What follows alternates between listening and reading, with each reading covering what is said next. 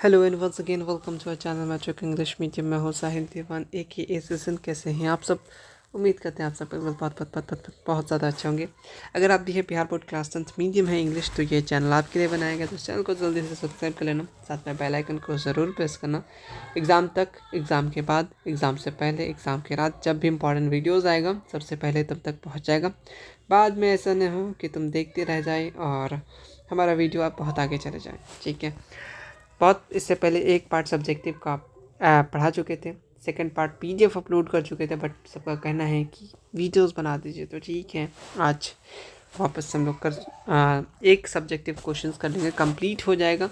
जितना चीज़ें दी हैं सब्जेक्ट में इसी को रिविज़न करो, काफ़ी रह जाएगा। ठीक है, हो जाएगा। तो चैप्टर नंबर 2, इससे पहले वाले चैप्टर में हम लोग और आई थिंक 3-4 चैप्टर कर चुके थे। आज chapter number 2 socialism and communism चल रहे हैं। एससीईआरटी का टॉपिक है। जो चीज़ें करा रहे हैं डिकोड को अच्छे से करो, डिकोड के बाद पीवाई की प्रैक्टिस करो। पीवाई की ऑलरेडी करा रखे हैं, प्लेलिस्ट में सब चीज़ें मेंशन है, डिस्क्रिप्शन बॉक्स में भी मेंशन है। उसके बाद लाइव में हम लोग माइंड मैप के थ्रू रिवीजन कर रहे हैं। पहले वो सब करने के बाद फिर लास्ट टाइम रिवीजन करना। ठीक है, स्टार्ट करते हैं। देखो, पहला क्वेश्चन है आपसे, डिफाइन कैपिटलिस्ट क्लास और लेबर क्लास। कैपिटलिस्ट क्लास किसको बोलेंगे, लेबर क्लास किसको बोलेंगे, लिखना भी कैसे है वो भी बता देंगे। अगर तुमसे दोनों एक साथ पूछा है तो ठीक है, अगर अलग अलग पूछा तो भी ठीक है। लिखने का तरीका, आंसर नंबर लिख लेना उतने के बाद। अगर तुमसे कैपिटलिस्ट पूछा है तो सिंपल सा तुम यहाँ पे कैपिटलिस्ट क्लास हेडलाइन में लिखना, उसके बाद तुम एक छोटा सा अंडरलाइन कर देना। ठीक है, ताकि दिख जाएगा कि किस टॉपिक पे लिख रहा हूँ। लिखने के बाद अगर तुम चीज़ों को पॉइंट वाइज लिख रहे हो तो भी अच्छी बात है, पैराग्राफ में लिख रहे हो तो भी अच्छी बात है, लेकिन चीज़ इंपॉर्टेंट ये है कि चीज़ों को हाईलाइट करना है, इंपॉर्टेंट चीज़ों को। सबसे पहली बात, कैपिटलिस्ट क्लास को किस नाम से जानते हैं, बोर्जवासी के नाम से जानते हैं। तो पहला ऑब्जेक्टिव क्वेश्चन में भी चांसेस है कि सब्जेक्टिव क्वेश्चन भी बना दे कि कैपिटलिस्ट क्लास को किस नाम से जानते हैं। तो पहला पॉइंट क्लियर, पहला बात क्या लिखना है, कैपिटलिस्ट क्लास को आप किस नाम से जानते हैं। Is made up of people who आउन द मीन ऑफ प्रोडक्शन। कौन बनाता है, जिसको खुद कमाना होता है। ठीक है, मालिक, सिंपल से समझ सकते हो। हु आउन द मीन ऑफ प्रोडक्शन, जैसे फैक्ट्रीज हो गया, बिजनेसेस हो गया, and land. They invest money, अपना मनी इन्वेस्ट करता है ताकि क्या हो सके, प्रोड्यूस हो सके, क्या सामान, सर्विसेज, और क्या कर सके, अर्न कर सके प्रॉफिट। तो कैपिटलिस्ट क्लास में क्या होता है, अपना वो लोग बिजनेस सेटअप डालता है। ठीक है, फैक्ट्रीज लगाता है और इन्वेस्ट करता है मनी, ताकि क्या हो सके, प्रोड्यूस हो सके गुड, सामान वगैरह, सर्विसेज वगैरह, उससे क्या कर सके, कमा सके, और वो कंट्रोल कर सके रिसोर्सेस को। ठीक है, और हायर कर सके वर्कर्स को। सिंपल सा मालिक बन रहा है। ठीक है, और बेनिफिट करता है किसमें, आपका इकोनॉमिक सिस्टम में। तो पहला बात, कैपिटलिस्ट इकोनॉमी किसको नाम से जानते हैं, एक ऑब्जेक्टिव क्वेश्चन 1 नंबर के लिए पूछ सकता है। ठीक है, इसमें क्या होता है, मेड अप ऑफ पीपल जो आउन मीन ऑफ प्रोडक्शन हो, अपना प्रोडक्शन का मालिक हो, जैसे कुछ फैक्ट्रीज का, बिजनेसेस का, एंड लैंड का, ज़मीन का। ये इन्वेस्ट करते हैं अपना मनी ताकि क्या हो सके, गुड प्रोड्यूस हो सके। ठीक है, दूसरा बात, सर्विसेज हो सके और प्रॉफिट अर्न कर सके। इतना बात चीज़ें याद ही रहेगा। ठीक है, तुम सिंपल सा कोई सर्विसेज ऑन कर रहे हो या फिर कोई बिजनेस स्टार्ट कर रहे हो तो क्या तुम अपना मालिक बनोगे? हाँ बिल्कुल, तुम क्या पैसा इन्वेस्ट करोगे। ठीक है, सामान, गुड्स वगैरह जो ये होगा, सेल होगा, उससे क्या होगा, इनकम अर्न होगा। ठीक है, और तुम कंट्रोल करोगे रिसोर्सेज को, कहाँ जा रहा है, कहाँ क्या हो रहा है, क्या नहीं हो रहा है। हायर करोगे वर्कर्स को कि हाँ ये आदमी ये काम करेगा, वो काम करेगा, और बेनिफिट होगा इकोनॉमिक सिस्टम में भी। समझ में आ गया कैपिटलिस्ट क्लास क्या होता है। ठीक है, नेक्स्ट आते हैं लेबर क्लास। दोनों को अलग अलग करके लिख देना। लेबर क्लास, सिंपल सा डेफिनेशन लिखने के बाद सिंपल सा हेडलाइन, अगर तुम ब्लू से लिखते हो ब्लैक से हेडलाइन लिख लेना। ब्लैक से हम नॉर्मली एक काम कर सकते हो, ब्लैक से हेडलाइन लिख लेना। ठीक है, और ब्लू से हाईलाइट कर देना, जो कॉम्बिनेशन अच्छा लगे। ऐसा नहीं तुम लोग हाईलाइटर लेके चल जाओ। बहुत लोग तो ये भी सोच रहे हैं कि हाईलाइट करने बोला तो हाईलाइटर ही लेके चल जाते हैं, है ना, पूरे हाईलाइट हो जाएगा, तारे जैसे चमकेगा। ऐसा नहीं करना। ठीक, आ जाओ, लेबर क्लास नाम से पता चल रहा है क्या होने वाला है। ठीक है, लेबर क्लास को किस नाम से जानते हैं, प्रोलेटरिएट के नाम से जानते हैं। इसमें कंसिस्ट क्या होता है, इसमें ऑन मीन ऑफ प्रोडक्शन नहीं होता, मतलब अपना प्रोडक्शन, अपना इंडस्ट्री, अपना बिजनेस नहीं होता। सिंपल सा वो लोग जाता है। ठीक है, काम करता है। ठीक है, और वो क्या करता है, अर्न करता है अपना वेजेस। ठीक है, they work in factories, factories में वर्क करता है, फॉर्म्स में काम करता है, बिजनेस, ठीक है, कहाँ पे जाके काम करता है, कैपिटलिस्ट क्लास, जिनके पास कंपनी होता है, बिजनेस होता है, तो वहाँ पे जाके काम करता है, और वो रिसीव करता है less compensation compare value value of the goods. देखो, उनको रिसीव होता है, बहुत कम पैसा मिलता है, कंपेयर उसके जितना उन्होंने प्रोड्यूस किया उससे कम ही मिलता है, ठीक है। लेबर क्लास क्या होता है? लेबर क्लास सिंपल सा इस किस नाम से जानते हैं, ठीक है। दूसरा बात, इसका अपना ओन मीन ऑफ प्रोडक्शन नहीं होता है, क्लियर, याद हो गया। ये सिंपल सा जाते हैं, ये काम करते हैं, ठीक है, बेचते हैं और वो काम करते हैं, ठीक है, फैक्ट्रीज़ में, फार्म्स में, अदर बिजनेसेस वगैरह में जाके काम करते हैं, किसके यहाँ पे, कैपिटलिस्ट क्लासेस के वहाँ पे जाके काम करते हैं, और उनको लेस मिलता है compensation compare to the value they produce, जितना उन्होंने प्रोड्यूस किया उससे उनको कम ही मिलता है, ठीक है। ये बात हो गया। बेनिफिट कौन ले रहा है? कैपिटलिस्ट क्लास, ठीक। 2 क्वेश्चन क्लियर। एक ही क्वेश्चन में से 2 क्वेश्चन एक एक करके सिंगल सिंगल करके भी दे सकता है, ठीक है। नेक्स्ट, कार्ल मैक्स कौन है और इनके डिस्कस करना डॉक्ट्रिन ऑफ मैक्स। सिंपल सा, ऑब्जेक्टिव के लिए क्या क्या है, जो चीज़ें याद है ऑब्जेक्टिव में कार्ल मैक्स के बारे में वो चीज़ लिख देना। सबसे पहले कार्ल मैक्स, हाँ, इसको हाईलाइट कैसे करना, जैसे ऑल्सो नोन एज, हाईलाइट कर दिए, आउन मीन ऑफ प्रोडक्शन हाईलाइट कर दिए, फैक्ट्रीज में, बिजनेस में, ऐसा नहीं पूरा घेर देना, इन्वेस्टमेंट मनी में, तो छोटे छोटे पॉइंट्स जहाँ लगे हाँ इंपॉर्टेंट है, प्रोड्यूसर्स गुड्स, ठीक है, अर्न प्रॉफिट, ठीक है, हायर, ये सब छोटे छोटे जगह में 3-4 जगह हाईलाइट कर देना, ताकि वो सिर्फ एग्जामिनर देखेगा, सोच लेगा हाँ पढ़ा है, नंबर दे देगा, ठीक है। कोशिश करना सबसे पहले लॉन्ग आंसर देने का, बाद में बहुत एग्ज़ाम देने के बाद यही बोलता है टाइम नहीं होने के कारण 5 नंबर क्वेश्चन छूट गया। तो देखो, शॉर्ट में अगर तुम 2-3 लाइन भी लिख देते हो तुमको नंबर 1 नंबर मिल जाएगा। वही चीज़ लॉन्ग में तुम करोगे तुमको चांसेस बहुत कम हो जाता है। तो पहले लॉन्ग आंसर लिखने का तरीका ऑलरेडी वीडियोस में बता रखा है किस तरीके से लिखना है।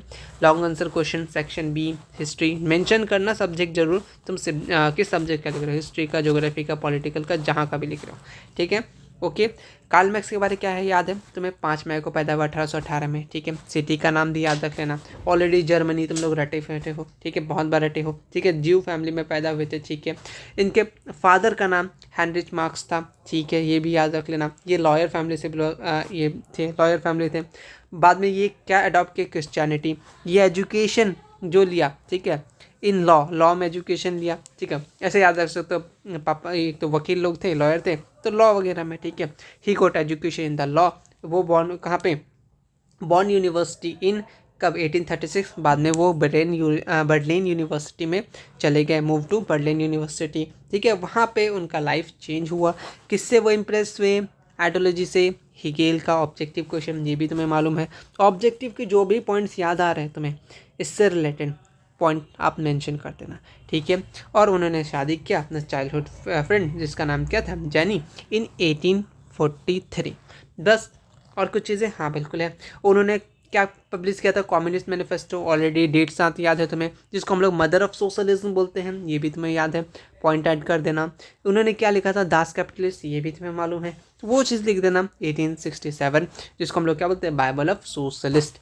काम खत्म, ठीक है। अगर तुमसे सिर्फ पूछे कार्ल मैक्स क्या है, कौन है, तो आप सिंपल सा कार्ल मैक्स के बारे ये चीज़ें आप लिख दोगे। जनरल चीज़ें तो मैं मालूम है, कब पैदा हुआ, कहाँ पैदा हुआ, ठीक है। फादर नेम नहीं आता तो ठीक आता है, कोई बात नहीं, कोई बात नहीं। एजुकेशन कहाँ से किया, ठीक है। उन किससे इंस्पायर्ड थे वो याद है तुम्हें, ठीक है। और तुम डेट जब लिख दोगे ना तो वो बोलेगा इसको सारा डेट याद है, इसको नंबर देना चाहिए। और इन्होंने मैरी किया अपना चाइल्डहुड फ्रेंड, ये भी तुम्हें याद है क्योंकि ये सब चीज़ें तुम्हें ज़्यादा याद रहते हैं, किससे शादी हुआ है ना। चलो, ही पब्लिश क्या पब्लिश किया था? कम्युनिस्ट मैनिफेस्टो, ये भी तुम्हें याद है। दास कैपिटलिस्ट लिखा, ये भी याद है। इन सब पॉइंट्स को बस तुम मेंशन कर देना, हो जाएगा, ठीक है। ऐसा मत सोचो कि सब्जेक्टिव है बहुत हार्ड आएगा, कहीं से भी क्वेश्चन दे दे उससे रिलेटेड तुमको लगे कि उससे रिलेटेड है, लिख के आ जाना, ठीक है, नंबर मिल जाएगा, ठीक। चलिए, डॉक्ट्रिन्स ऑफ मार्क्स के बारे में बात करेंगे। हो सकता है इसको अलग करके दे, ठीक है, या फिर साथ साथ में दे दे, कोई बात नहीं। अलग अलग करके दे तो अलग अलग करके लिखेंगे, साथ में दे तो साथ साथ लिखेंगे, साथ साथ आगे बढ़ेंगे, ठीक है। ओके, मार्क्स के क्या सिद्धांत थे, है ना? बोले तो doctrine of Marx, theory of dialectical materialism, theory of class struggle और the materialist interpretation of history, theory of value यहाँ से एक ये क्या एंड लगे सरप्लस वैल्यू, ठीक है, stabilize stateless and classless society, ये सिद्धांत है किसके, डॉक्ट्रिन ऑफ मैक्स के। तो इन चीज़ों को थोड़ा सा रिवाइज कर लेना, ठीक है, 5 हैं। और हाँ, इन्होंने इसको अलग अलग स्टेजेस में डिवाइडेड किया। तो ऑब्जेक्टिव क्वेश्चन ऑलरेडी तो पूछ चुका है कि 6 हिस्सों में। एक ऑब्जेक्टिव ये भी आया हुआ था रिसेंट में, इसमें से चौथा नंबर में कौन सा होगा, 5वां नंबर में कौन सा होगा, इस हिसाब के भी क्वेश्चन आए हुए हैं। तो देखो मार्क्स के अकॉर्डिंग 6 स्टेजेस है, ठीक है। याद करने का क्या बताए थे तुम्हें कि पहले एज में क्या थे हम लोग, गुलाम थे तो स्लेव, ठीक है। उसके बाद क्या हुए हम लोग, फ्यूडल बोले तो मतलब फ्री हो गए। फ्री होने के बाद क्या बना हमारा, कैपिटल बना, तो कैपिटल एज। कैपिटल होने के बाद हम लोग छोटे छोटे क्या बना दिए, स्टेट बना दिए, तो सोशलिस्ट एज। उसके बाद हम लोग धीरे धीरे सिटी बनाने लगे, ठीक है, तो कम्युनिस्ट एज। एज आप सीरीज से याद करना, ताकि अगर ऑब्जेक्टिव क्वेश्चन बने इसमें से तीसरा नंबर में क्या पाया जाएगा, मार्क्स के जो ये थे हिस्ट्री के एजेस थे, ठीक है, stages of history according two marks, ये तीसरा नंबर में क्या आएगा, चौथा नंबर में क्या आएगा, या इनमें से कौन सा है या इनमें से कौन सा नहीं है, इन सब से कोई भी क्वेश्चन पूछ सकता है। अब तुमसे खैर मत बन जाएगा, कोई बड़ी बात नहीं, ठीक है। चलिए नेक्स्ट क्वेश्चन, बहुत बार पूछने वाला क्वेश्चन। अगर तुमसे 2 नंबर शॉर्ट में पूछे तब इन पॉइंट्स को लिख के आओगे। अगर तुमसे ज़्यादा पूछे, मतलब कि आई थिंक लॉन्ग आंसर में पूछे, तो तुम ये लिख के आओगे। क्या है नहीं है बताने वाले हैं, थोड़ा सा सब्र करो। यहाँ काउजल्स के साथ साथ तुम्हें इम्पैक्ट भी पूछता है, वो भी लिख के आए, ठीक है, टेंशन मत लो। तो पहला क्या है क्वेश्चन, क्या काउजल्स है बोल्शेविक रेवोल्यूशन का। ओवरऑल चीज़ें जानते हैं, बोल्शेविक रेवोल्यूशन कब हुआ था, नहीं हुआ था, ये सब चीज़ें तुम लिखना चाहो तो लिख सकते हो। अदरवाइज तुमसे सिंपल सा पूछ सकता है, क्या समझते हो बोल्शेविक रेवोल्यूशन में। अगर ये भी क्वेश्चन पूछ दिया, ये नहीं कि हम लोग तो काउसेस याद किए थे, वो तो आंसर नहीं होगा, ऐसा मत करना, ठीक है। बोल्शेविक रेवोल्यूशन को किस नाम से जानते हो, वो बात लिख देना। बोल्शेविक रेवोल्यूशन डेट लिख देना, लीड कौन कर रहा था लिख देना, ठीक है। उसके बाद ये सब काउसेस भी तुम चिपका देना पॉइंट्स में, हो जाएगा, ठीक है। ज़्यादा ये नहीं, कॉपी पेस्ट इधर उधर की चीज़ें आपको एक जगह समराइज कर देना, ठीक है।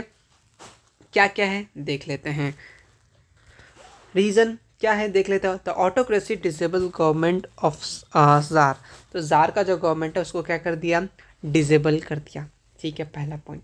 दूसरा कंडीशन क्या हुआ था, पीटेबल कंडीशन ऑफ पीजेंट, मतलब बहुत दयनीय स्थिति था, दुखी स्थिति था किसानों का, इसीलिए बोल्शेविक रेवोल्यूशन हुआ। तब ने बोला था ब्रेड दो लैंड पीस एंड, था ना 3 जो स्लोगन दिया था लीडन का, वो भी ऐड कर देना इसमें, तो वो भी इसमें आ जाएगा, ठीक है। तो जो भी चीज़ें कनेक्टेड है इसमें ऐड कर देना, ऐसा नहीं जो ये है याद है तो यही। ऑब्जेक्टिव के बहुत सारे पॉइंट्स तुम सब्जेक्टिव में ऐड कर देना, ठीक है। मिसरेबल कंडीशन, यानी कि मिसरेबल बोले तो इसका मतलब भी दयनीय होता है, इसका वर्कर्स का कंडीशन ख़राब चल रहा था, ठीक है, इसीलिए बोल्शेविक रेवोल्यूशन हुआ, ठीक है। इंडस्ट्रियलाइजेशन में प्रॉब्लम आ रहा था, ठीक है। ये सारे पॉइंट्स हैं, ठीक है। किस कारण क्या है, किसके कारण है, बोल्शेविक रेवोल्यूशन के कारण है। कारण पूछे तो पॉइंट्स मेंशन कर देना, ठीक है। अगर सिर्फ कारण पूछे, अगर तुम्हें चीज़ें नहीं याद आ रहा है, कारण भी याद नहीं आ रहा है, या फिर तुमसे ये पूछ ले कि बोल्शेविक रेवोल्यूशन क्या होता है, क्या समस्या, या फिर अक्टूबर रेवोल्यूशन ही ना क्यों ना पूछ दें, क्योंकि सेम ही है ना, तो आप चीज़ें नाम, ठीक है। Bolshevik revolution also known as October revolution, leaded by Lenin, ठीक है। उन्होंने ये स्लोगन दिया था, ठीक है। कब लड़ाई हुआ था, डेट मेंशन कर देना, और ये कुछ पॉइंट्स इसमें से दो 3 4 ही तुम्हें याद आ जाए, लिख देना, काम बन जाएगा, समझे, हाँ जी। अब आ जाएगा लॉन्ग क्वेश्चन में देखे तो इतना में तो नहीं काम निकलेगा, तो लॉन्ग में थोड़ा सा चीज़ें को बढ़ा चढ़ा के लिखना है ना, तेल मसाला डाल करके। देखो 1917 हुआ था, रशियन रेवोल्यूशन के नाम से भी जानते हैं इसको, बोल्शेविक रेवोल्यूशन इन रशिया में हुआ था। इस तरीके का भी क्वेश्चन पूछ सकता है। किसके कारण से हुआ था, ऑटोक्रेटिक रूल ऑफ जार, ठीक है, पहला पॉइंट इसको अभी कर रहे हैं। Economic hardship, world war, failure of the provisional government, ठीक है, role of the Lenin in the Bolshevik revolution, बहुत सारी चीज़ें याद है, ठीक। अब मैं बताने वाला हूँ। अगर तुमसे अक्टूबर रेवोल्यूशन पूछे तो भी वही बात है, बोल्शेविक रेवोल्यूशन पूछे तो भी वही बात है, ठीक है, सेम चीज़ है, यहाँ पे मेंशन है।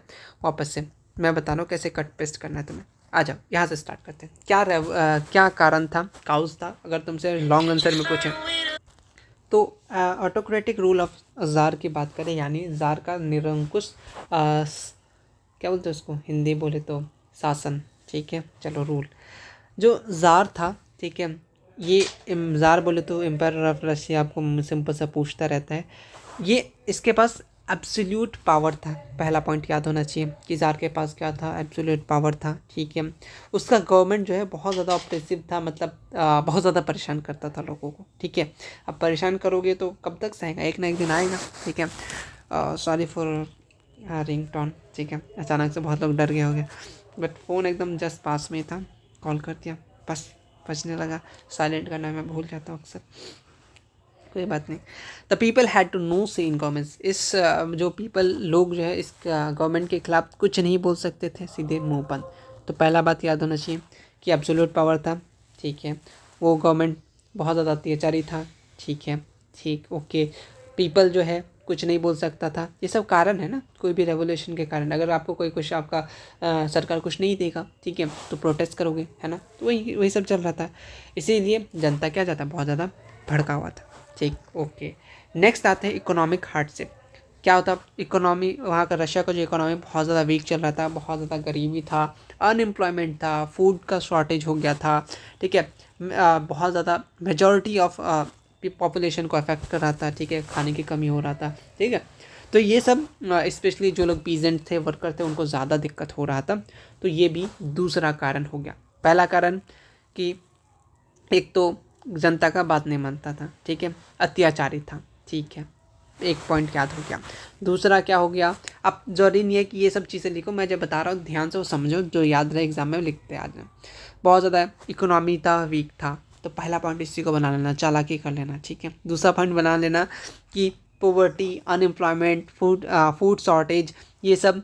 एक काम कर सकते हो, अगर तुमको बिल्कुल याद नहीं आ रहा, अब तुमको लग रहा है कि क्या ही करेंगे, तो इसको तुम एक पॉइंट बना लेना कि जो कि इसे लिख देना कि समथिंग काउ, ये लिख देना कि पोवर्टी, अनएम्प्लॉयमेंट एक पॉइंट में लिख देना। दूसरा पॉइंट में food shortage affecting majority of population, इस हिसाब से चीज़ों को लिखना, अगर नहीं याद आ रहा है तो, ठीक है, वरना एक ही लाइन में लिख देना, कोई इशू नहीं है, ठीक है।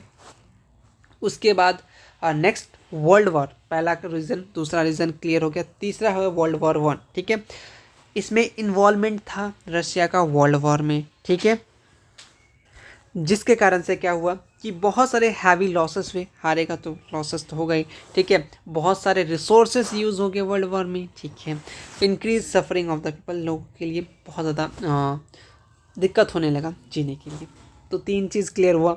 पहला फिर से बोल रहे हैं कि बहुत ज़्यादा अत्याचारी था, ठीक है, ना तो जनता का बात सुनता था ना कुछ, ठीक है, उल्टा पावर दिखाता था, ठीक है। दूसरा, बहुत ज़्यादा गरीबी हो गया था, खाने की कमी हो गया था, बेरोजगारी हो गया था, शॉर्टेज ऑफ फूड हो रहा था, याद हो गया। तीसरा वर्ल्ड वॉर था, ठीक है, इन्वॉल्वमेंट था, तो जब वर्ल्ड में इन्वॉल्वमेंट हो गए कोई चीज़ में, तो कुछ ना कुछ तो देना पड़ेगा ना, तो जिसके कारण से बहुत सारा लॉसेस हुआ,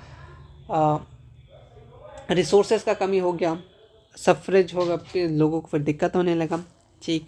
उसके बाद नेक्स्ट है failure of provisional government. Provisional government बोले तो अस्थाई सरकार, मतलब 1917 को तो ज़ार अपना मतलब छोड़ दिया, ठीक है, जब भाई सत्ता अपना छोड़ दिया, ठीक है। जो प्रोविजनल गवर्नमेंट थे वो लोग भी ओवर नहीं कर पाए, मतलब ये फेल्ड हो गए ये प्रॉब्लम को सॉल्व करने के लिए, shortage of food, land distribution और एंडिंग ऑफ द वॉर, ठीक है। प्रोविजनल जो वहाँ का स्थायी सरकार में भी वो लोग भी फेल हो गया। चौथा रीज़न ये हो गया।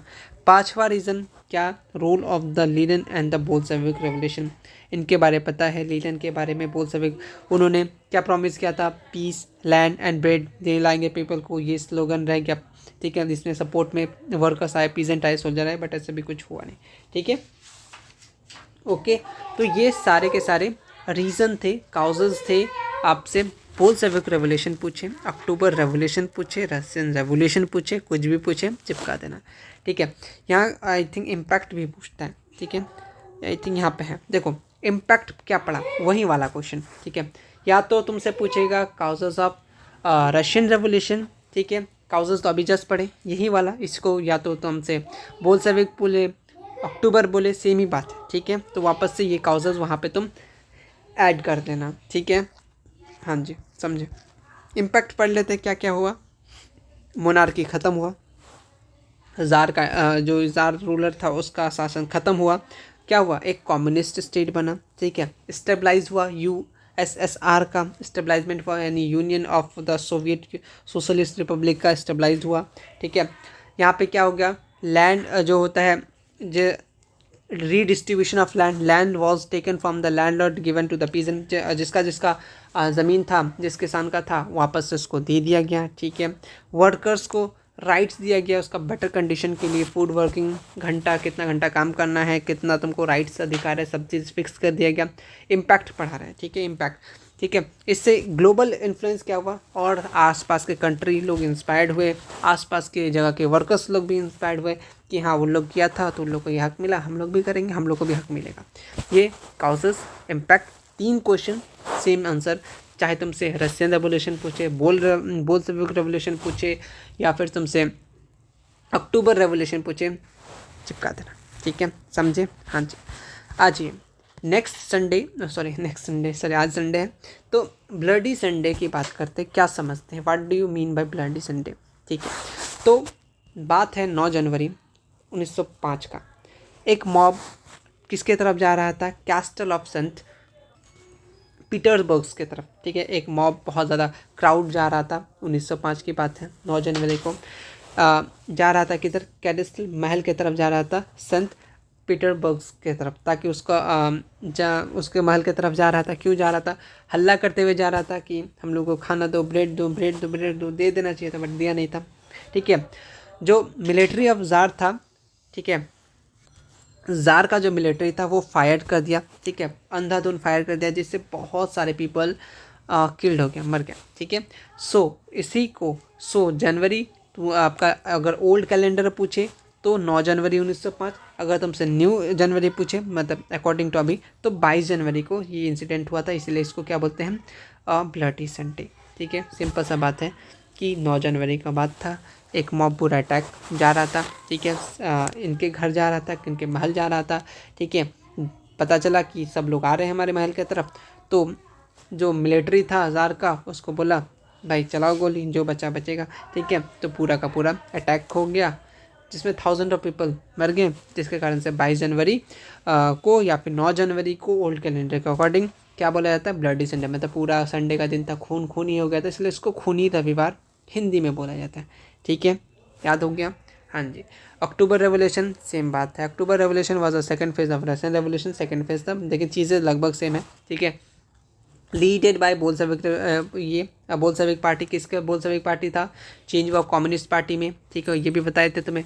उनका ये जो फ्लैग का रेड कलर था, उसमें एक हैमर था, एक सिकल था, लेनिन फ्लैग बनवाया था, ठीक है, ठीक, वही सब सारी चीज़ें। अब चीज़ें वही क्या हुआ था, Bolshevik overdue the provisional government which had failed, वही वाला सेम फोर्थ प्रॉब्लम जो था, सेम चीज़ वहाँ यहाँ पे मेंशन कर दिया गया, वही सब चीज़ें एक बार देख लेना, ठीक।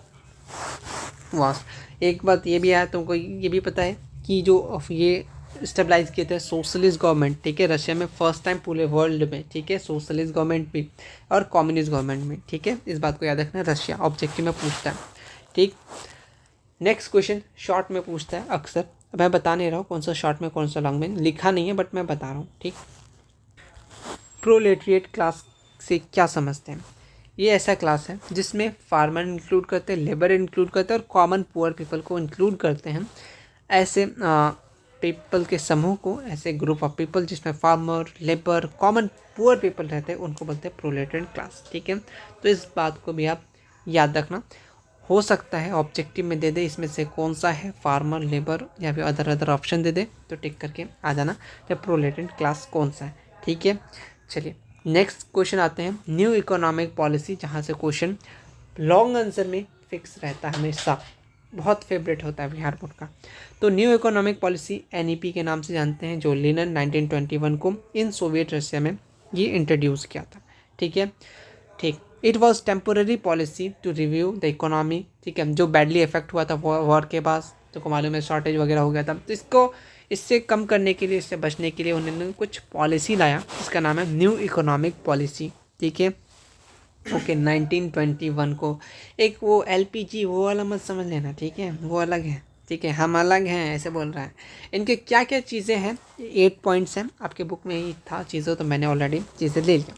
सबसे पहले टैक्स को फिक्स कर दिया, या जो भी टैक्स इम्पोज किया गया था, ठीक है, ग्रेन्स वगैरह लेता था, फिक्स कर दिया गया, हाँ इतना चीज़ लेगा, और जो भी ग्रेन बचा, ठीक है, उसको वापस से अपना किसान को वापस से दे दिया गया, ठीक है, ताकि वो लोग अपना हिसाब से अपने तरीके से यूज़ कर सके। पहले क्या होता था, सब कुछ ले लिया जाता था, ठीक है, बहुत कम ही मिलता था, है ना, ठीक है। नेक्स्ट पॉइंट ये है कि theoretically the state possess the land but practically it want into the hand of the peasant. Simple सा ऐसा है कि थ्योरेटिकली चीज़ें ये है कि हाँ ये जो ज़मीन है ये राज्य का है, बट जो प्रैक्टिकली बात ये था कि जो ज़मीन है वो किसानों के हाथ में था, अपना अपना था, सीधा सीधी बात, ठीक। The industries having less than 20 employees, ठीक है, कुड बी रन इंडिविजुअल, ठीक है, मतलब ये कि अगर किसी के पास 20 से कम एम्प्लॉयमेंट है, ठीक है, 20 से कम लोग हैं, वो भी अपना ये चला सकते हैं, इंडस्ट्रीज़ वगैरह चला सकते हैं, ठीक है। तीसरा पॉइंट क्लियर हुआ। चौथा, उनका क्या ऑब्जेक्टिव था, ये सब इंपॉर्टेंट है, आपसे बोलेगा कि एक तो न्यू इकोनॉमिक पॉलिसी क्या उसके ऑब्जेक्टिव थे, क्या डिसीजन थे, सिंपल से ये सब पॉइंट्स आप लिख देना, ठीक है, ठीक। क्या है, the industry was decentralize, a lot of rebel was provided for the decision and execution, यानी इंडस्ट्रीज़ को खुद से डिसीजन वगैरह खुद से एग्जीक्यूशन करना, मतलब अपने अधिकार अपने हिसाब से आप चला सकते हैं, ये छूट दिया गया, ठीक है। और foreign capital was invited at a limit, मतलब फॉरेन कैपिटल जो था वो लिमिट, क्योंकि अपना इधर का एक प्रोडक्शन बढ़ाना था, फॉरेन वाला आ जाएगा तो वो लोग भी अपना हिस्सा मांगने लगेगा, इसीलिए foreign capital was invited at limited, बहुत लिमिट के अकॉर्डिंग, ठीक है। Individual property and life insurance for standard by the government agencies, जो इंडिविजुअल प्रॉपर्टी था और लाइफ इंश्योरेंस था वो स्टार्टेड किया गया किसके द्वारा, गवर्नमेंट एजेंसीज के द्वारा, LIC, ठीक है, ये सब जो बहुत सारे आते हैं तो वहाँ पर भी, ठीक है। बैंकिंग जो स्टार्टेड हुआ डिफरेंट लेवल पे, बैंकिंग स्टेबलाइज किया गया, ठीक है। कंपलसरी मेंबरशिप, ठीक है, ट्रेड यूनियन का, वो भी क्या किया गया, डिस्पोज्ड ऑफ कर दिया गया। तो ये सब ऑब्जेक्टिव थे, कारण थे, और ये एक अच्छा क्वेश्चन है 5 नंबर के लिए। अगर एग्जामिनर मतलब मेरे अकॉर्डिंग ये सबसे इंपॉर्टेंट क्वेश्चन है इस चैप्टर का, ठीक है। ये काउजेस वाला पूछेगा, किसी भी तरीके से पूछे बता देना, ये भी बहुत ज़्यादा इंपॉर्टेंट है, ठीक। PDF पढ़े हो तो पता नहीं चलेगा, बता रहे हैं वो इंपॉर्टेंट है। चैप्टर ख़त्म, हाँ जी ख़त्म। इंडो चाइना क्या होता है, इंडो चाइना का मतलब क्या होता है, किधर पाया जाता है, ऑब्जेक्टिव की चीज़ें हैं। इंडो चाइना मतलब बोले तो ये साउथ ईस्ट एशिया से रिलेटेड है, पेनिसुलर रीजन जो स्प्रेड है 3 लाख स्क्वायर किलोमीटर में, ठीक है, जो कवर करता एरिया वियतनाम, पता है तुम्हें, Leos, Cambodia. Objective question Bihar board की, इंडो चाइना रीजन में कौन कौन से एरिया को कवर करता है, तो वियतनाम, लियोस, कंबोडिया, ठीक है। नॉर्थ बॉर्डर कौन सा इसको टच करता है, म्यांमार को टच करता है, China, and China sea in the south, in the region of the Myanmar in the west. चीज़ों को याद रखना, ऑब्जेक्टिव कहीं से भी आ सकता है, कितना लाख किलोमीटर है ये भी पूछ सकता है, ठीक है। किस रीजन में स्प्रेड है, तो पेनिसुलर रीजन में स्प्रेड है, कितना किलोमीटर है, ठीक है, वो भी चीज़ आप याद रख लेना, ठीक, ओके। हुआ मूवमेंट क्या था, हुआ मूवमेंट, कभी कई जगह हुआ मूवमेंट कुछ भी लिख देता, तो एक क्या था, एक रिलीजियस रेवोल्यूशनरी मूवमेंट था, पहला पॉइंट रख देना, और इम्पॉर्टेंट पॉइंट्स को हाईलाइट, ठीक है। एक बुद्धिस्ट रिलीजियस ये था, रेवोल्यूशनरी मूवमेंट था, जो स्टार्टेड हुआ था कब, 1939। ऑब्जेक्टिव क्वेश्चन, किसके लीडरशिप में, यन फुसू, नाम ही वैसा है, कोई बात नहीं, ठीक है। ये जो revolutionaries held terrorist incident including self immolation, ठीक। ऑब्जेक्टिव क्वेश्चन बहुत बार पूछ चुका है कि किस तरीके का मूवमेंट है, तो रिलीजियस रेवोल्यूशनरी मूवमेंट है। डेट पूछा कम है, चांसेस ज़्यादा है, किसके लीडरशिप में पूछा नहीं है, चांसेस ज़्यादा है। नाम, काम और क्या याद रख लेना, ठीक, ओके। नेक्स्ट इनके बारे जानते ही हो, ये क्या थे, लास्ट एम्पायर ऑफ वियतनाम थे, ठीक है, बाओडाई। ये French he rule during the French colonial period, ठीक है, लेटर बिकम लीडर ऑफ कहाँ पे, south Vietnam under the French control.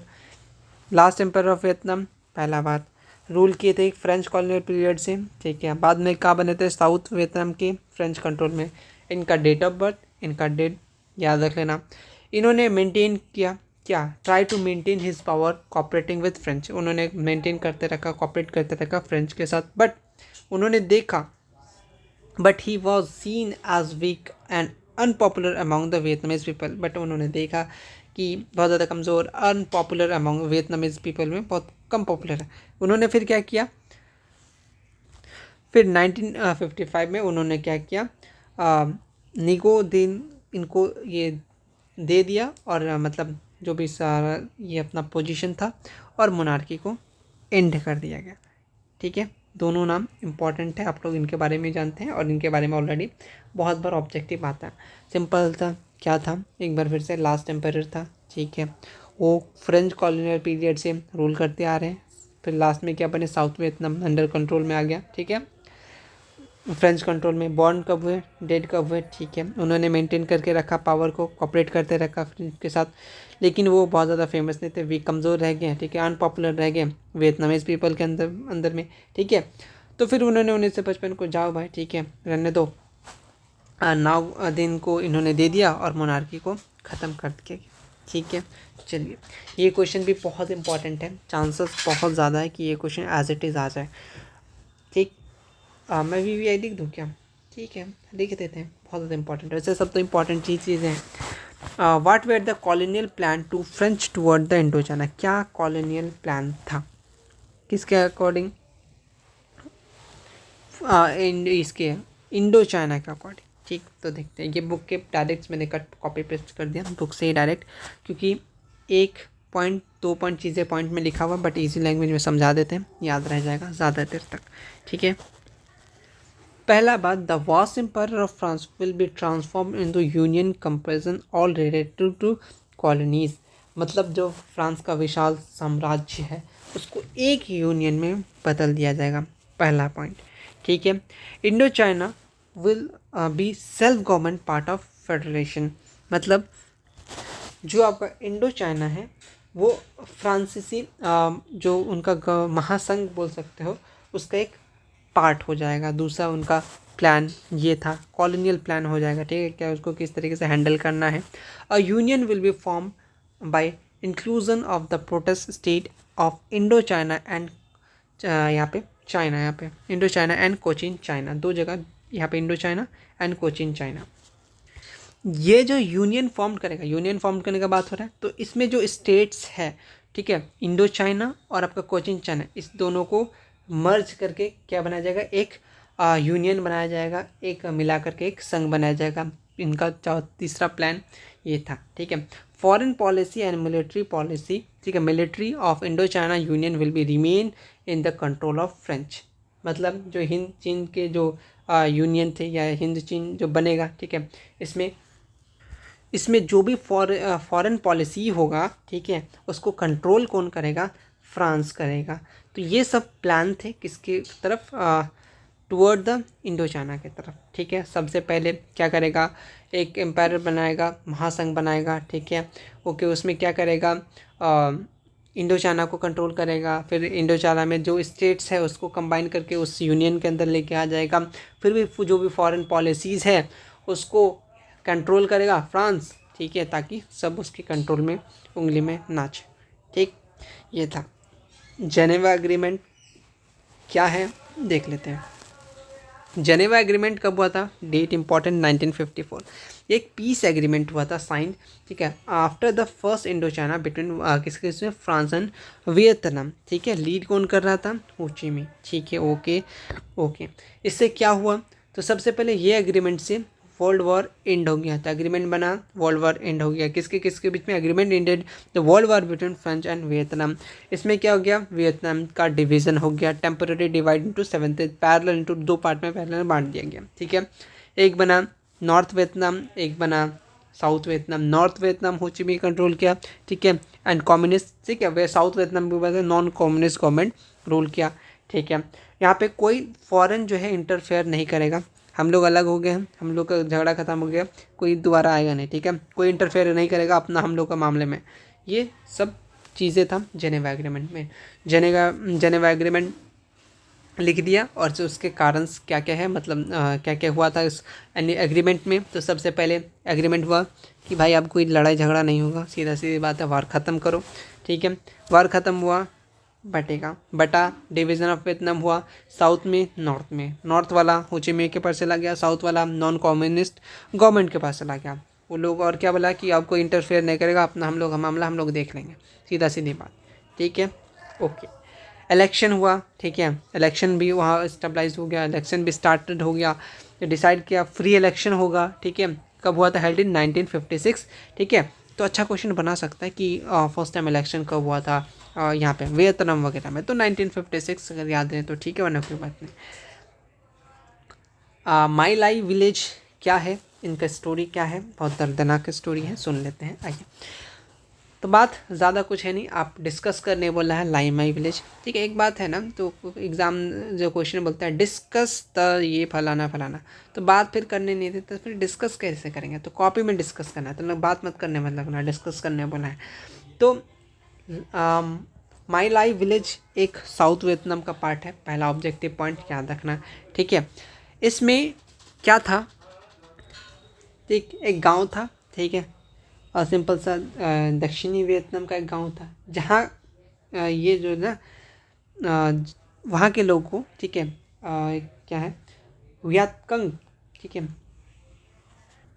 हाँ, वियतकंग सपोर्टर समझ करके यूएस आर्मी ने, ठीक है, अमेरिका आर्मी ने पूरा गांव को घेर लिया। सिंपल सा गांव था, कहानी समझाओ। गांव था भाई, गांव में घर था, घर होगा ही, ठीक है, चलो, सिंपल सा घर वर था। तो वहाँ के जो यूएस आर्मी थे, उन्होंने ये मतलब वियतकंग सपोर्टर समझ करके कि ये लोग, ये गांव का लोग वियतकंग का सपोर्टर है, इसलिए उनको घेर लिया गया पूरा, इस तरीके से, मतलब पूरा गांव को सिंपल सा घेर लिया गया, ठीक है। उसके बाद जितने भी मेल थे उनको मार दिया गया, ठीक है, पूरा मार डाला पूरा गांव का, जितने भी घर थे, ठीक है, जितने भी मेल्स थे उनको मार दिया गया, और जितने भी वुमेन्स थे, गर्ल्स थे, ठीक है, उनके साथ गैंग रेप किया गया, ठीक है। उसके साथ बहुत दिन तक ये चलता रहा। फिर बाद में क्या क्या उन्होंने, यूएस आर्मी ने, अमेरिकी सेना ने, लास्ट में पूरा गांव को ही जला दिया गया, ठीक है, पूरा गांव को आग के हवाले कर दिया गया था, ठीक है। उसमें ही एक बूढ़े आदमी थे, ठीक है, यहाँ पे आई थिंक ओल्ड पर्सन, ठीक है, हाँ, वो ओल्ड पर्सन, मतलब वही ऑलरेडी बहुत लोग मरे हुए थे, उसी के अंदर दब के रह गए थे, तो वो जिंदा थे, ठीक है। तो फिर उन्होंने ही ये इंसिडेंट बताया माई लाई विलेज का। तो सिंपल सा क्या था, ओवरऑल कहानी ये था कि ये साउथ वियतनाम का कहानी था, ठीक है। वियतनाम के सपोर्टर सोच करके यूएस आर्मी गाँव गया, गाँव घेरा, जितना भी मेल्स था उसको मार दिया, जितने फीमेल्स थे, जितने वुमेन थे, उनके साथ गैंग रेप किया गया, बहुत दिन तक चलता रहा। फिर बाद में वो पूरा गांव को ही आग लगा दिया, पूरा गांव को जला दिया। उसमें से एक बूढ़ा इंसान बच गया, जिसके वजह से ये कहानी सबको पता चला, वरना ये भी उसी के साथ उसी जगह ही ख़त्म हो जाता, ठीक है, समझे। ये था आपका लाई माई विलेज, ठीक, सब्जेक्टिव के लिए इम्पॉर्टेंट है। चलो, वो डेड बॉडी वगैरह के अंदर ही मतलब दब गया था, इसलिए बच गया। हो ची मिन्ह कौन था, इनके बारे में, एक वियतनामीज नेशनलिस्ट और कम्युनिस्ट लीडर थे, जिन्होंने वियतनाम इंडिपेंडेंस के लिए लड़ा from the French colonial rule. उन्होंने फॉर्म किया कम्युनिस्ट पार्टी ऑफ वियतनाम, जो lead the country during the struggle against French and the latter American forces. In 1945 उन्होंने वियतनाम इंडिपेंडेंस बनाया, ठीक है, और वो प्रेसिडेंट बने नॉर्थ वियतनाम का। हो ची मिन्ह एक क्या था, is a remembered as a symbol of Vietnamese resistance and nationalism, को याद किया जाता है, ठीक है। ओके, कौन थे, क्या थे, क्या क्या बनाया, वही सब चीज़ें हैं बस, ठीक। ओके, नेक्स्ट चैप्टर आते हैं इकोनॉमी एंड लाइवलीहुड, ठीक। मेरा सिंपल सा ये था, मैं बता रहा हूँ, हिस्ट्री के लिए मैं ज़्यादा दिमाग नहीं रखाता था। कहानी क्या था समझ गया, अपने लैंग्वेजेस में चीज़ें लिख दिया। इंडस्ट्रियलाइजेशन क्या होता है और उसके कारण क्या क्या हैं, डी इंडस्ट्रियलाइजेशन क्या होता है, उसका कारण क्या। इंडस्ट्रियलाइजेशन मतलब ऐसा प्रोसेस जिसमें मशीनरी लगेगा, नया नया मॉडर्न मतलब चीज़ें, इंडस्ट्री लगने का प्रोसेस को, ठीक है, फैक्ट्रीज का सेटअप होगा, मशीन यूज़ होगा, ठीक है, वही चीज़ें। मतलब कि एक फार्मिंग से छोड़ करके एक बड़े इंडस्ट्री में ट्रांसफॉर्म होना, उस प्रोसेस को भी इंडस्ट्रियलाइजेशन बोल सकते हो। Industrialization is a process of developing industry in the country, और किसी रीजन में, किसी भी रीजन में, किसी भी कंट्री में एक प्रोसेस हो रहा है डेवलपमेंट का, इंडस्ट्री का, उसी को बोलेंगे इंडस्ट्रियलाइजेशन।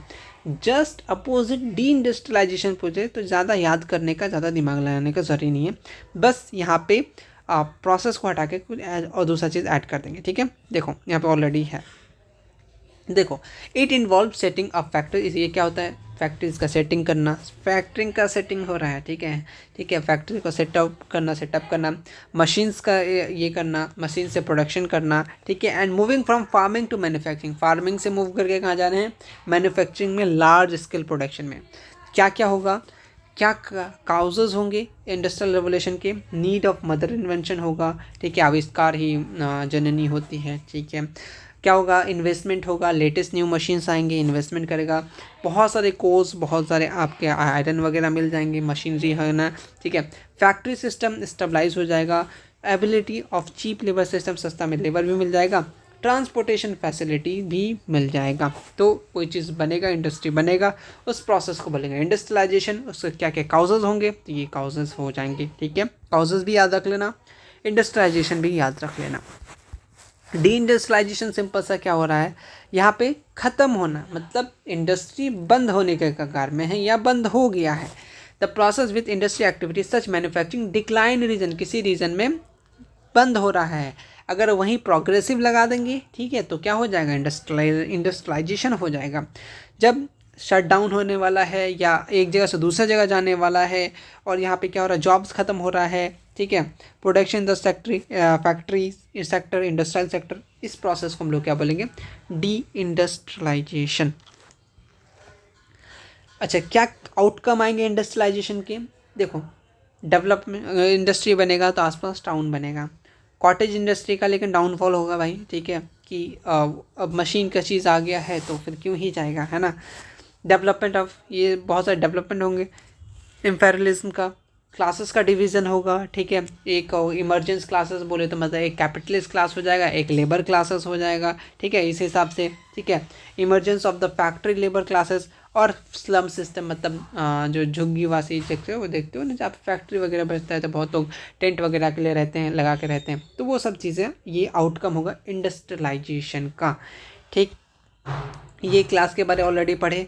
ठीक है, या तो तुमको सिंपल से कैपिटलिस्ट क्लास बोल दे या ये दे दे। ठीक है, तो बात तो सेम ही है। ठीक है, बुर्जुआजी दे दे या तुमको कैपिटलिस्ट क्लास दे दे, दोनों सेम है, तो आप दोनों का आंसर सेम ही लिखना, ज़रूरी नहीं है आप ये चीज़ें लिखो।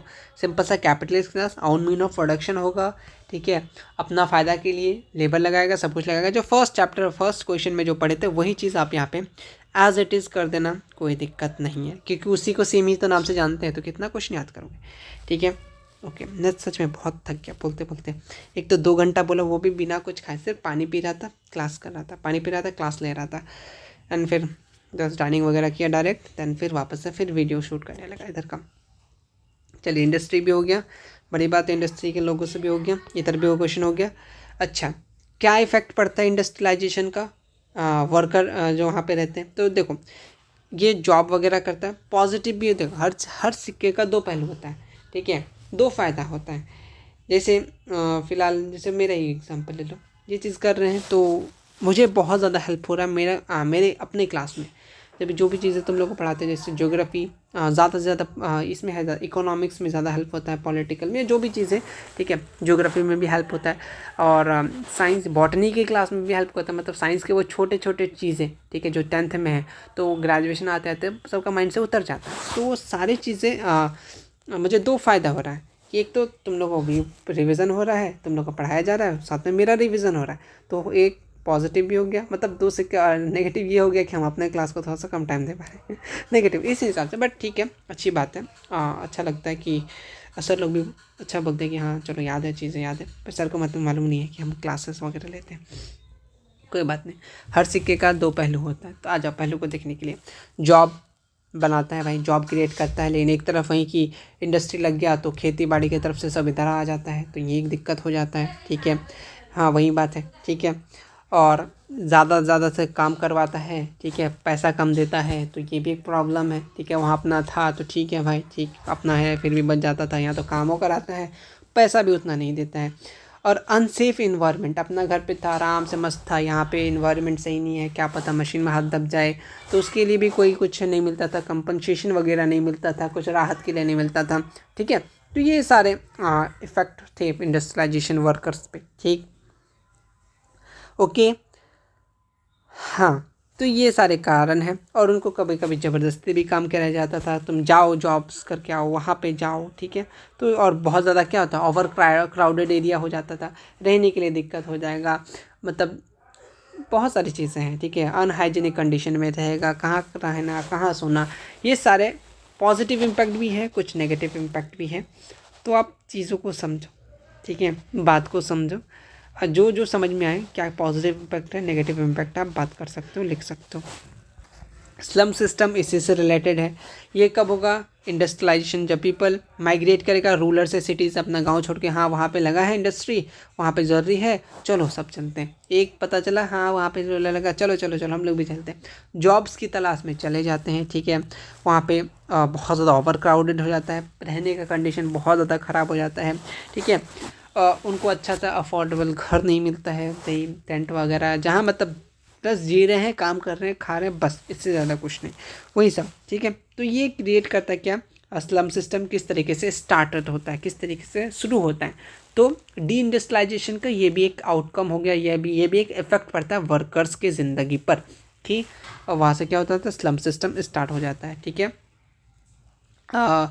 Okay, leading crowd and growth क्या था, स्लम का स्टार्टिंग हो जाता ग्रोथ, ठीक है। मिनिमम वेजेस एक्ट और क्या ऑब्जेक्टिव था, मिनिमम वेजेस एक्ट क्या था, क्या ऑब्जेक्टिव था, इंपॉर्टेंट क्वेश्चन है। मिनिमम वेजेस एक्ट पूछा था, बट मैंने एक्स्ट्रा ऐड कर दिया, उसके क्या ऑब्जेक्टिव्स थे, क्योंकि बिहार बोर्ड खुद को थोड़ा सा बदल रहा है ना, तो तुम लोग भी बदल लो खुद को, किसी के लिए नहीं, खुद के लिए। When was minimum wages act pass, minimum wages act pass हुआ था 1948 में इंडिया में। पहला objective question, Bihar board, date याद रख लेना। इसका ऑब्जेक्टिव ये था कि वर्कर्स जो है कम से कम मिनिमम वेजेस, उसका जितना अधिकार है, ठीक है, अपना ज़िंदगी को जीने के लिए, मेरी ज़िंदगी बर्बाद हो गई ये ना हो सके, ये ना बोल सके, ठीक है। उनके वेजेस, उनको कितना काम पैसा मिलना चाहिए, ठीक है। उनके किस टाइप का वर्क है उसके अकॉर्डिंग पैसा मिलना चाहिए, उनका क्या बोल सकते हो, उनका मतलब इतना दो ताकि वो लोग अपना घर परिवार जो भी चीज़ें हैं वो चीज़ प्रॉपर तरीके से कर सके। उनका टाइम फिक्स कर दो, ऐसा नहीं कि एकदम जानवर जैसा खटा रहो, 5 से 6 घंटा 9 घंटा, मतलब कुछ भी मतलब कुछ डिफाइंड, कोई डिफाइंड ही नहीं है, जब मतलब ठीक है आ गया बुला लिया, तो इस तरीके से नहीं होना चाहिए। तो ये सब ऑब्जेक्टिव्स हैं, आप चीज़ों को आप ऐड कर देना, ठीक है, ओके। चलिए नेक्स्ट, आप throw a light on the importance of and utility of cottage industry. अच्छा क्वेश्चन है, 5 नंबर के लॉन्ग क्वेश्चन आ सकते हैं, ठीक है। कॉटेज इंडस्ट्री, लाइट बोले तो टॉर्च मत बना के आ जाना, ठीक है, समझे कि सिंपल सा बोला है कि लाइट बनाना है, इंपॉर्टेंस ऑफ यूटिलिटी पे, तो importance of utility of cottage industry लिखें और यहाँ पे एक सुंदर सा टॉर्च बना दिए, ठीक है। वैसे तो मेरा ड्राइंग बोला गंदा है, ठीक है, बट कोई ना, ये भाई छोड़ो भाई, बेहोश हो जाएगा, रहने दो। क्या इम्पोर्टेंस है कॉटेज इंडस्ट्री का, ये सब चीज़ें बताते हैं, हम खुद थक गए बोलते बोलते। आ जाओ, कॉटेज इंडस्ट्री से क्या समझते हो, स्मॉल स्केल इंडस्ट्री या फिर होम प्रोडक्शन, घर में बैठ के कुछ चीज़ बनाते हैं ना, ठीक है, फिर उसको मार्केट में सेल करते हो, तो वही वाले, ठीक है, जो फैमिलीज या द्वारा किया जाता है। इसे बहुत ज़्यादा होल्ड ग्रेट इंपॉर्टेंस बिकॉज ये प्रोवाइड कराता है एम्प्लॉयमेंट लोकल कम्युनिटी को, ठीक है, जैसे चटाई वगैरह बनाना एंड समथिंग इससे रिलेटेड कुछ छोटी छोटी चीज़ें, जैसे होता है ना टोकरी बनाना, तो ये सब क्या करता है, छोटे छोटे खिलौने बनाना, मटका बनाना, वो गुल्लक बनाना, ये सब क्या है, कॉटेज इंडस्ट्री छोटे छोटे हैं, ये सब लोकल एम्प्लॉयमेंट प्रोवाइड कराते हैं, ठीक है, रूरल एरियाज़ में। और ये एक अलाउ करता है पीपल अपना क्या कर सके, लो इन्वेस्टमेंट में, ठीक है, ज़्यादा पैसा, ज़्यादा तो नहीं बोल सकते बट ठीक है, लो इन्वेस्टमेंट में लिमिटेड रिसोर्सेस में पैसा अर्न कर लेते हैं, ठीक है। Cottage industry also preserve traditional craft skill, support local economies के द्वारा, ठीक है। और वो रिड्यूस करता है, ठीक है, लार्ज स्केल इंडस्ट्री पे, है ना, वो डिपेंड कम करता है कि ठीक है भाई होता है सीजनली चल रहा है, हम लोग भी अपना इधर अपना एक्स्ट्रा चीज़ें करते रहेंगे, ठीक है, ओके। और additionally they contribute the diversity of goods, सामान में डाइवर्सिटी लाता है, अलग अलग टाइप के सामान बनाता है मार्केट में, ठीक है। यूनिक बनता है क्योंकि भाई वो हाथ से बनाया प्रोडक्ट होता है ना, ठीक। मशीन और हाथ में बहुत ज़्यादा फ़र्क होता है, ठीक। ये इंपॉर्टेंस था चैप्टर 6। अब स्टार्ट करेंगे चैप्टर 6, आखिरी होगा। चैप्टर नंबर 8 प्रेस कल्चर वाला, उसमें क्वेश्चन एडेड नहीं है। बहुत लोग बोलेगा चैप्टर नंबर 8 का क्यों नहीं ऐड किया, इतने सारे कर लोगे तो वो भी बन जाएगा। उसमें एक ही क्वेश्चन आएगा कि क्या रोल रहा इंडिया प्रेस का नेशनलिस्ट मूवमेंट में, इतना ही क्वेश्चन आएगा जो मैं बता रहा हूँ। क्या क्वेश्चन आएगा कि इंडिया प्रेस का या इंडियन मीडिया का या इंडियन न्यूज़पेपर का क्या रोल रहा इंडिपेंडेंट कराने में या फिर इंडिया को आज़ाद कराने में, इस हिसाब के क्वेश्चंस पूछेंगे, बस इससे ज़्यादा नहीं पूछेगा। पूछ लिया तो ऑप्शन रहेगा ना, बना के आ जाना दूसरा वाला। How coal and iron industry triggered industrialization, किस तरीके से ट्रिगर्ड, इंसान नहीं, ठीक है। Coal and iron industry were key to triggered industrialization. Coal किसके लिए, रिसोर्सेस ऑफ पावर, मशीन्स बनाने के लिए, ट्रेन को दौड़ाने के लिए, ठीक है। आयरन किस लिए नीडेड है, मशीन बनाने के लिए, टूल्स बनाने के लिए, इंफ्रास्ट्रक्चर जैसे रेलवे हो गया, ठीक है। और the ability of coal and iron allowed industry to grow, ठीक है, leading mass production, creation of jobs बनाना, ठीक है, एक्सपेंशन ऑफ सिटीज़। और ये क्या करना, where all the centre of industrialisation. तो किस तरीके से कोल इंडस्ट्री और आयरन इंडस्ट्री ट्रिगर्ड करता है इंडस्ट्रियलाइजेशन की तरफ से, ठीक। तो सिंपल सही है कि कोल रहेगा तो क्या होगा, माइनिंग होगा तो जॉब क्रिएट होगा तो लोगों को पैसा मिलेगा, तो इंडस्ट्रियलाइजेशन होगा, ठीक है। उसके बाद से और क्या, लोहे से क्या बनेगा, रेलवे बनेगा, फिर वहाँ से भी मशीनरीज बनेगा, टूल्स बनेगा, बहुत सारी चीज़ें बनेंगी, ठीक है। ये किसके तरफ जाएगा, ये सब होगा तो अलग अलग इंडस्ट्री बनेगा, ठीक है। फिर धीरे धीरे इंडस्ट्रियलाइजेशन की तरफ से बढ़ता आएगा, तो वही सब चीज़ें पूछा है। क्वेश्चन, नेक्स्ट क्वेश्चन क्या है, वाई न्यू प्रॉब्लम वर इमर्ज बाय टाउन, क्या न्यू प्रॉब्लम हो रहा है टाउन में। सिंपल सा चीज़ें हैं, बहुत लोग आ रहा है, ठीक है, रैपिड अर्बनाइजेशन हो रहा है, पीपल बहुत ज़्यादा आ रहे हैं शहर की तरफ काम के लिए। जैसे तुम अभी जाओ पटना, ज़्यादा दूर मत जाओ, ठीक है, बिहार में रहो, पटना वगैरह में जाओ, वहाँ पे ज़्यादा इंडस्ट्रीज़ वगैरह मतलब चीज़ें हैं काम वगैरह के लिए। वरना तो लगभग सूरत या फिर कहीं भी अलग अलग जगह जाते हैं काम करने के लिए। तो वही चीज़ तुम पटना में जाकर देखना, बहुत लोग रेंट लेके रहते हैं, तो ओवर क्राउडेड एरिया है ना, तो रहने का कंडीशन बहुत ज़्यादा ख़राब हो जाता है, प्रॉपर सैनिटाइजेशन नहीं हो पाता है, हेल्थ प्रॉब्लम हो जाता है, पॉल्यूशन क्रिएट होता है, बहुत ज़्यादा पॉल्यूशन। जैसे एग्जांपल दिल्ली देख लो, बहुत सारे लोग जाते हैं काम के लिए, वहाँ पे बहुत दिक्कत है, ठीक है। क्राइम इंक्रीज़ हो जाता है, कैसे कि घर पे खाने को है नहीं तो चले जाता चोरी करने, ठीक है भाई चलते हैं। तो ये सब रीज़न है, सिंपल सी बात है, ठीक। The growth of industry also cause environmental damage, industry बनेगा, ठीक है, बड़ी बातचीत होगा इन्वायरमेंट से, ठीक है। कार्बन डाइऑक्साइड, ये जो भी वेस्ट ऑफ मटेरियल है इंडस्ट्रीज से, वो पानी में बहा दिया जाएगा, जिससे आपका इन्वायरमेंट को भी डैमेज होगा, ठीक है। इंडस्ट्री बनेगा तो वुड वगैरह, पेड़ कटेगा तो तुम भी कट जाओगे एक ना एक दिन। तो ये सारी चीज़ें हैं, तो ये सारे प्रॉब्लम्स हैं। आप और भी चीज़ें एकदम अच्छे तरीके से डिफाइन कर सकते हैं अपने लैंग्वेज में। ज़रूरी नहीं है कि आप यही टिट्टो पेस्ट करके आओ नंबर मिल जाएगा, ऐसे कोई बात नहीं, ठीक, ओके। सोशल साइंस है, ठीक, समझ में आ गया क्या प्रॉब्लम होगा। अगर लोग आएंगे टाउन की तरफ तो बहुत सारे प्रॉब्लम होंगे, पॉपुलेशन ज़्यादा हो जाएगा, रहने का दिक्कत हो जाएगा, खाने का दिक्कत हो जाएगा, पानी का दिक्कत हो जाएगा, बहुत अनहाइजीनिक कंडीशन क्रिएट हो जाएगा, ठीक। तो ये सारी चीज़ें हैं, बस कर देना, काम हो जाएगा। चलिए, हाँ, नेक्स्ट क्वेश्चन है, how industrial revolution expenditure the world market, ठीक, देख लेते हैं क्या है। The industrial revolution expand the world market by increasing production, improvement, transportation। जो इंडस्ट्रियल रेवोल्यूशन एक्सपेंड हो रहा है द वर्ल्ड मार्केट, किस तरीके से, प्रोडक्शन में इंक्रीज कर रहा है, ट्रांसपोर्टेशन अब ये कर रहा है, ईजी कर रहा है, जैसे लोग वर्ल्ड मार्केट में तो जुड़ सके, एक जगह एक देश से का सामान दूसरा देश में, इधर का सामान उधर, ठीक है। With the growth of factories बन रहा है, mass production goods became a cheap, सस्ता सस्ता सामान मिला करके इधर आके महंगा में बेच देते हैं। मोर वाइडली अवेलेबल, ये इंप्रूव करता है क्या, ट्रांसपोर्टेशन सिस्टम, जैसे रेलवे हो गया, शिप हो गया, ठीक है, सामान वगैरह, मतलब डिस्टेंस जहाँ पे ले जाना हो वहाँ पे सिंपल से ले जा कर के जा सकते हैं, और अपना न्यू एरिया में जाकर के ट्रेड कर सकते हैं, बूस्टिंग कर सकते हैं ग्लोबल कॉमर्स पे, ठीक है। सिंपल सी चीज़ें हैं। ओके, चलिए नेक्स्ट क्या क्या काउजेज है और क्या क्या इकोनॉमिक क्राइसिस का सबसे पहले काउजेज है, देन फिर क्या कारण है और क्या क्या नतीजे हैं, सिंपल सा। तो देखो इकोनॉमिक क्राइसिस, सिंपल सा सोचो, स्टॉक मार्केट क्लैश हो जाना, ठीक है, ख़त्म हो जाना, ठीक है। तो यहाँ पे देखो इन स्टॉक मार्केट वाला था ना, तो वही वाली चीज़ है कि stock market in US crash हो गया था, जैसे बहुत सारा फाइनेंशियल लूजेस हुआ था, ठीक है। नॉर्मली अभी भी देखते हो ना, कोई हार जाता है समथिंग, बहुत सारे गेम्स वगैरह होते हैं, उसमें से आप में से बहुत सारे स्टूडेंट्स भी, बहुत सारे तो नहीं, बहुत कम ही है, बट एक दो का मुझे मैसेज आया था, पता नहीं वो शायद वीडियोज़ देख रहे हैं कि क्या, इसी ईयर का बैच है, तो उन्होंने मैसेज किया कि गेम खेल लेते हैं, इसमें बहुत ज़्यादा पैसा लगा दिया, दैन फिर सब पैसा हार गए। तो इस टाइप का इस टाइप के चीज़ों से दूर रहिएगा। जितना कम टाइम की खुशी उतना ज़्यादा दिन तक डैमेज देगा, ठीक है।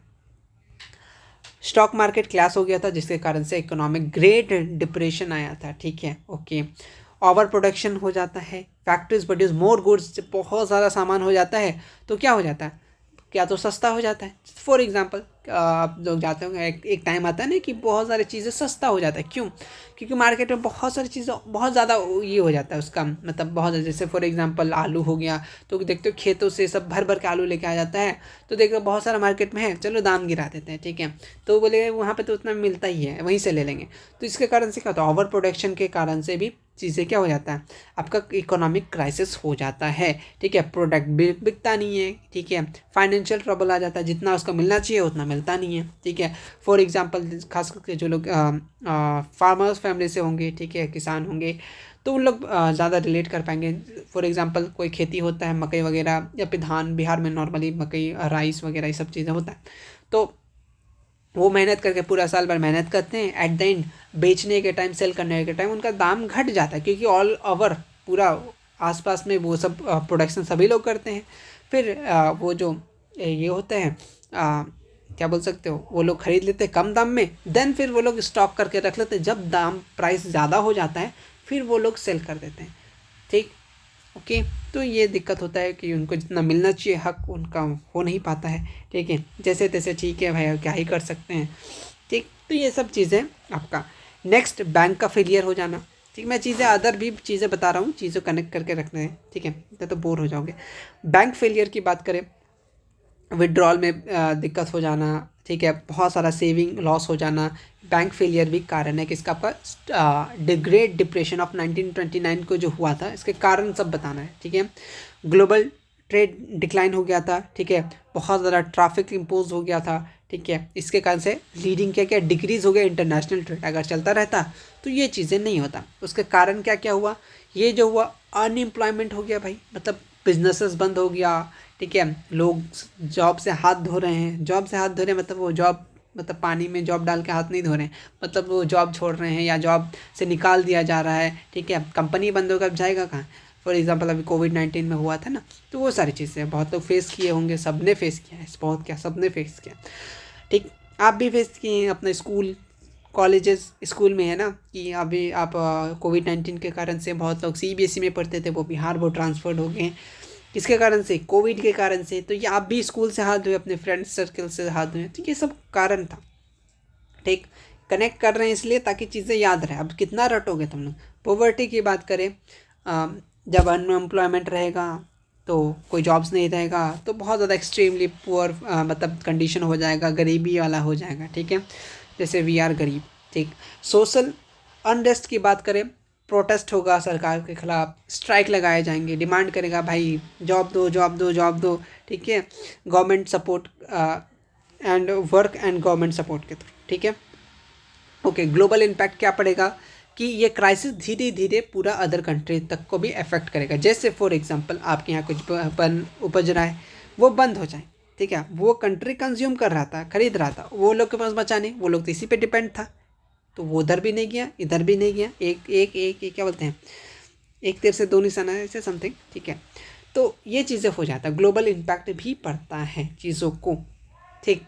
जैसे कोविड-19 ले लो, ठीक है, वो कहाँ से स्टार्ट हुआ, पूरा वर्ल्ड को ये इम्पैक्ट में ले लिया, ठीक।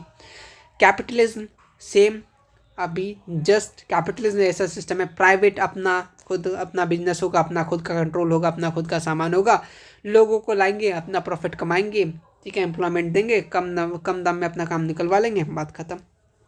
ये कैपिटलिज्म, कैपिटलिस्ट पूछे सेम आंसर, तो तीनों में तुम सेम आंसर दे सकते हो, कोई इशू नहीं है, इसमें अपना प्रॉफिट देखते हैं, सीधा सीधी बात, अपना काम बनता, ठीक। The prices determined by the supply and demand by the market, ठीक, ओके।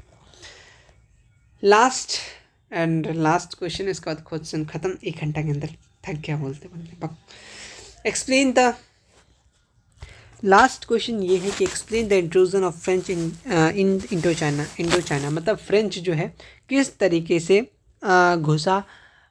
घुसपैठ बोल सकते हो, इंडो चाइना रीजन में किस तरीके से अपना कब्जा जमाया। सबसे पहले वो चीज़ था ना, सेम ये वो क्वेश्चन उधर का था, ठीक है, यहाँ पे ऐड कर दिया, छूट गया था आई थिंक, है ना। किस तरीके से वो क्या क्या प्लान बनाया इंडो चाइना को किस तरीके से कंट्रोल करना है, तो वो तरीका है। देखो, French intrusion in Indochina, जैसे इंडो चाइना में तुम्हें मालूम है 3 रीजन है, वियतनाम, लियोस एंड कंबोडिया। बात स्टार्ट हुआ मिड-19th सेंचुरी में, ठीक है। They want to control region of the resources, जो वो लोग चाह रहे थे, फ्रेंच लोग चाह रहा था कि जो भी रिसोर्सेज है, संसाधन है, जैसे राइस हो गया, रबर हो गया, जो भी मसाला हो गया, ठीक है, ये सब के साथ साथ कंट्रोल करना चाह रहा था, और अपना पॉलिटिकल पावर भी एक्सपेंड करना चाह रहा था ताकि हक जमा सके, ठीक है। वो एम कर रहा था, उसका जो धर्म था क्रिश्चियनिटी, उसको स्प्रेड करना चाह रहा था पूरा का पूरा, कहाँ पे, इंडो चाइना रीजन में। बाय 1887 ये स्टेबलाइज किया ओवर कंट्रोल, ठीक है, stabilize control over Vietnam leader including Laos and Cambodia, एक स्टेबलाइज किया ताकि कंट्रोल कर सके क्या, आपका लियोस, कंबोडिया और इसको क्या बोलते हैं, ये रीजन को, लियोस, कंबोडिया, वियतनाम को कंट्रोल करने के लिए एक रीजन क्रिएट किया जिसका फ्रेंच इंडो चाइना नाम रखा। कब, 1887 में। भी चांसेस बहुत क्वेश्चन पूछना हो, बहुत क्वेश्चन नया नया बनाने का मन हो, तो ऐसा क्वेश्चन पूछ सकता है कि when was stabilized French Indochina, तो 1887 की बात है, ठीक है। फिर वो क्या कर सका, लीड एक्सप्लोटेशन करने लगा रिसोर्सेज का, लेबर को फोर्स करने लगा, ठीक है, भाई मेरा काम करो, हम तो मेरे कंट्रोल कर चुके हैं ना।